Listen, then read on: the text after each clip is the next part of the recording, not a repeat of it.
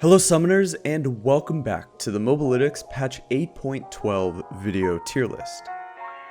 Oh, this patch. We are full season 1, aren't we, with what's going on. This patch is absolutely bonkers. We're gonna get into it in just a second.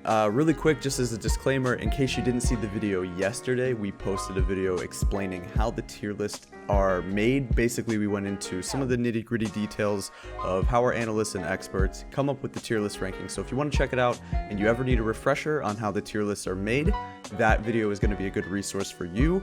But other than that, let's get into this absolutely wild patch. Starting off in the top lane, as per usual, I would say it's funny on this patch because the solo lanes mid and top have been changed the least. Now there is a bit of rising stock for champions like Aatrox, Darius, and Wukong still. If you've been watching competitive play, you've seen that Darius is seeing quite a bit of competitive play, and even in the mid lane, Darius is something people are playing now, and it's kind of a Trinity Force build. It's really interesting, and I think it's quite good, so we bumped him up from A to S.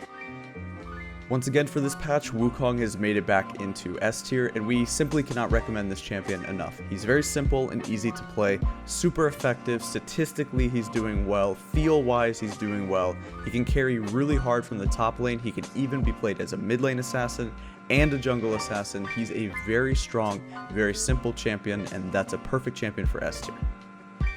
For B tier top lane, there are a few new additions in Renekton and Rumble. Renekton is building Essence Reaver now, and it's really funny. It looks like Earth mode, and it's quite good as well.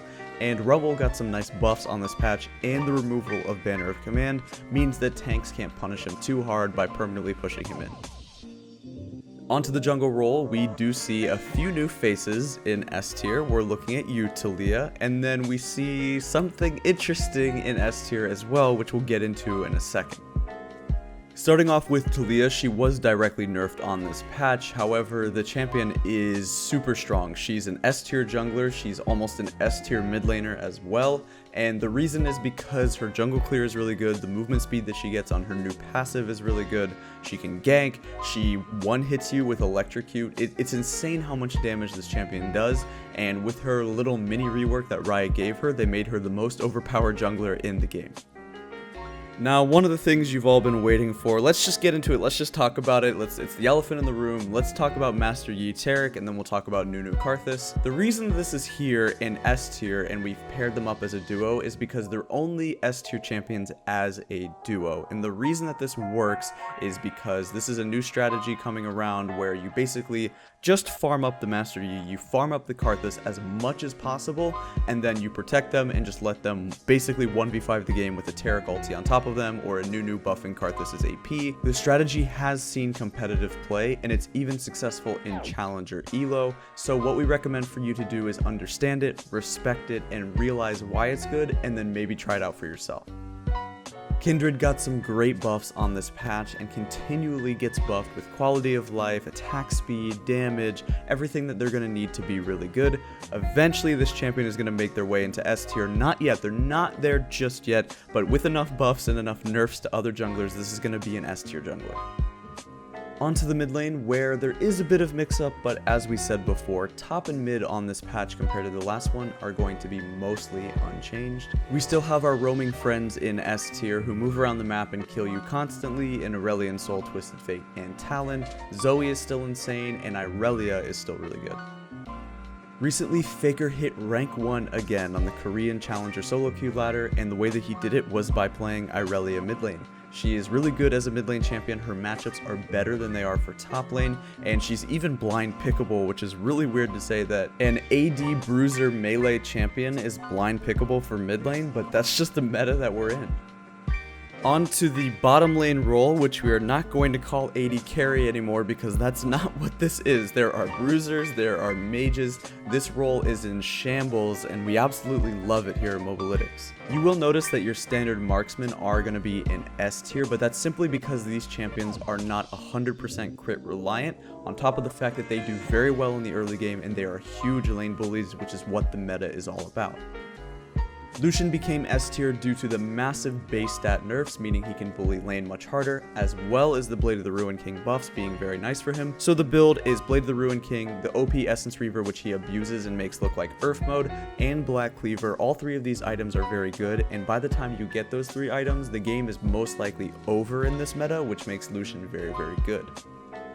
Misfortune is also very good because she's the biggest lane bully in bot lane. You can take Comet for extra poke, you can take Conqueror and one-shot people. Whatever you want to do, you can go Lethality, you can go Cleaver, you could go Crit, but I wouldn't necessarily recommend it due to the crit item changes. But overall, as a huge lane bully and ending the game before 20 minutes, Misfortune does that job very well. Talking about the other types of champions that you can play bot lane, Mordekaiser has risen up in popularity and seems quite good in the bottom lane, as well as Brand as the carry, and then having another mage support with him or some kind of all-in support seems pretty good. But let's talk about Ziggs. Ziggs is not necessarily a champion you would want to take mid lane at the moment because you will just die to assassins and chain feed them, but as far as bot lane APC, Ziggs is quite good. If you remember back in the day, Shifter actually started playing this and somewhat invented it, and Ziggs APC was a thing, and he definitely comes back as well. The AP buffs to killing towers are even nicer for him, and he kills towers very quickly.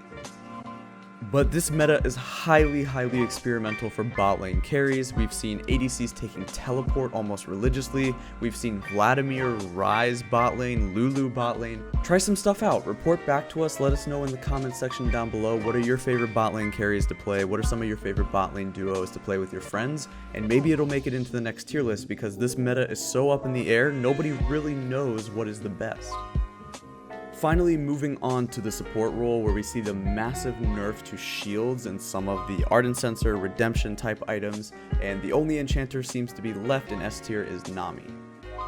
Mage supports have risen up and made their way into our tier list, but as far as S tier enchanters, Nami is the only one left, and this is because technically she didn't get hit too hard, especially because Athene's got buffed as well. So if you want to just change your build path, maybe you don't go for Ardent or Redemption first, then nothing really changed about Nami.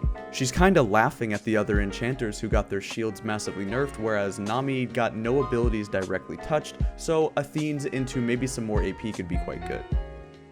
As we said before, mage supports are the go-to flavor of the month, and for very good reason. It feels like there's no counterplay and they're impossible to lane against. This meta, you'll see things like Vladimir Brand bot lane versus Jhin Janna, and Jhin Janna can't do anything versus that. There's no way they can survive all that poke and all that sustain.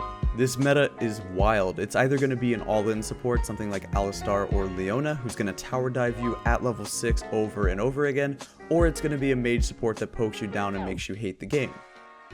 Either way, let us know in the comment section down below what you think about this patch. We love it, we think it's amazing, we love the diversity, but please let us know what you think in the comment section down below, and make sure you check out the product at mobalytics.gg.